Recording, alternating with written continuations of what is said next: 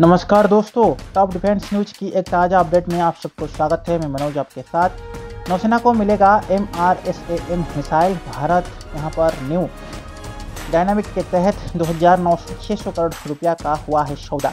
तो यहाँ पर चीज़ों को जानने की हम कोशिश करेंगे। पहले अपडेट जो आएगा सामने आपकी तरफ से, हम बात करेंगे MRSAM क्या है, कैसे काम करता है, वो भी पहले हम आप लोगों के साथ चीज़ों को शेयर करेंगे। तो फ्रेंड्स, मैं आपको बता दूं, यहाँ पर नौसेना को मिलेगा एक न्यू बड़ी अपडेट सामने आ रहा है।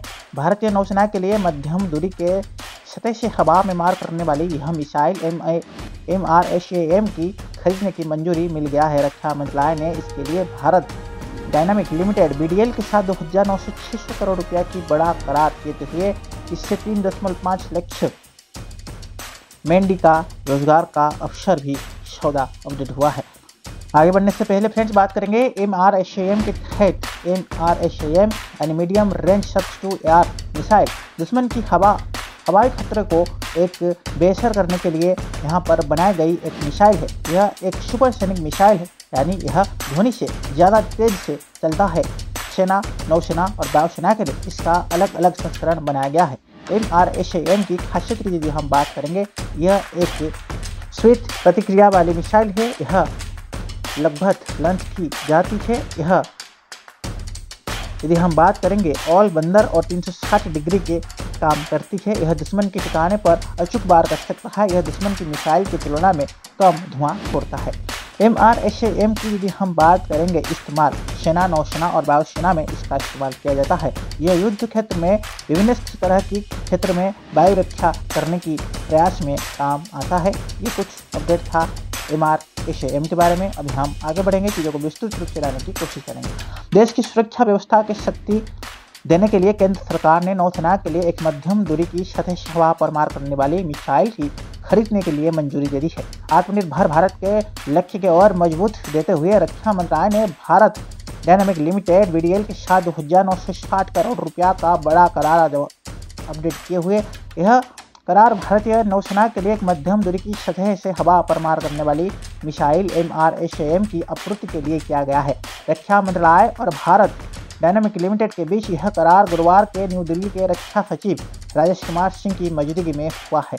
यह यदि हम बात करेंगे, MISSM प्रणाली नौसेना के कई जहाज़ों पर लगाई जाती है। इसका भविष्य में अधिकारियों के तहत यदि हम बात करेंगे, अधिकांश मल्टीपर्पज काम के लिए इसको तैनात किया जाएगा, जिसके लिए योजना चल रहा है। यह कदम भारत की रक्षा क्षमताओं को मजबूत करने और उन्नत सैन्य राजनीति के तहत स्वदेशी बनाने के लिए देश की एक अहम पड़ाव पर आगे बढ़ सकता है। क्या है MRSAM, इसके बारे में, ये सिस्टम क्या है, कैसे काम करता है, वो भी बताएंगे। इस समय यदि हम बात करेंगे, इसे एक समझौते तौर पर एक BDL 22 श्रेणी में अपडेट किया गया है। इस श्रेणी में यह मिसाइल की आपूर्ति करने के लिए, जिससे अधिकारी सामग्री और स्वदेशी होगी। इस कंट्रोकेट के तहत एक MSME सहित रक्षा उद्योग के लगभग 3.5 लाख मेन गेज का रोजगार सृजित होगा। यदि हम बात करेंगे, जिसमें कई छोटे और मध्यम अध्ययन के तहत MSME भी शामिल किया जा रहा है। यदि मैं बात करूं, DRDO के अनुसार यह मिसाइल 2 स्टेज की है, जो लॉन्च होने के बाद कम धुआं छोड़ता है।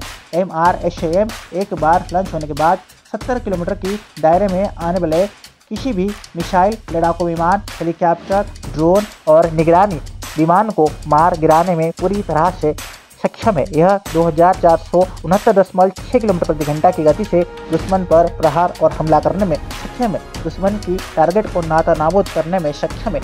हवा में रक्षा के लिए MRSAM हर मौसम में 360 डिग्री पर काम करने वाली एक हवाई रक्षा प्रणाली है, जो किसी भी संघर्ष क्षेत्र में विविध तरह की खतरों के खिलाफ और संवेदनशील क्षेत्र में हवाई सुरक्षा करेंगी।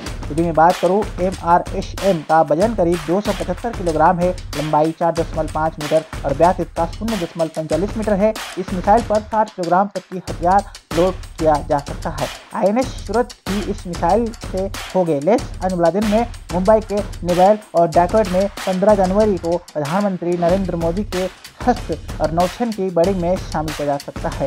INS सूरज की मध्यम दूरी की यह सतह पर हवा में मार करने वाली मिसाइल से पेश किया जाता है। यह प्रोजेक्ट 15वीं सैटेलाइट गाइडेंस मिसाइल और विध्वंसों का चौथा और अंतिम जहाज के तहत अपडेट हो सकता है। इससे पहले और पिछले 3 वर्षों में इस प्रोजेक्ट के 3 जहाज और विशाखापट्टनम और यदि मैं बात करूँ मेरमुम गांव और इस स्थल के तैनात के बेड़े में शामिल किया जा चुका है। तो फ्रेंड्स, आज का टॉपिक कैसा लगा जरूर कमेंट बॉक्स में मेंशन कीजिए। तब फ्रेंड्स की बातचीत, तब फ्रेंड्स न्यूज़। जय हिंद, जय भारत।